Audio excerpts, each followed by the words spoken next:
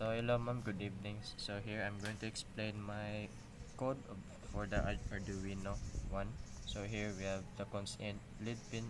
So I connect the wire of the lead pin to number 2, and as for the button pin number 4, I connect it to button 4 for the wire of the button. So here we have the button state.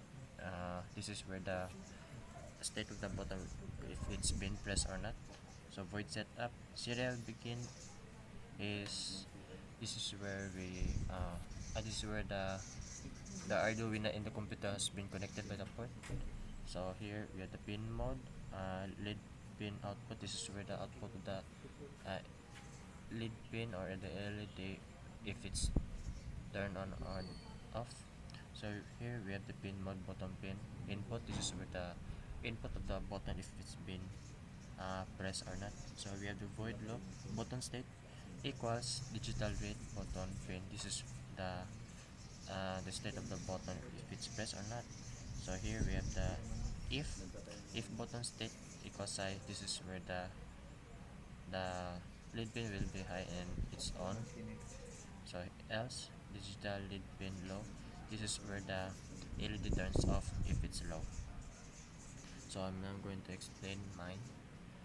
uh, Arduino output, which is on my other video. So hello ma'am, on this second video I'm going to explain the output of my Arduino. So here as you can see here on the uh, button pin number 2 which is the yellow wire here, it is connected to the LED here, this one.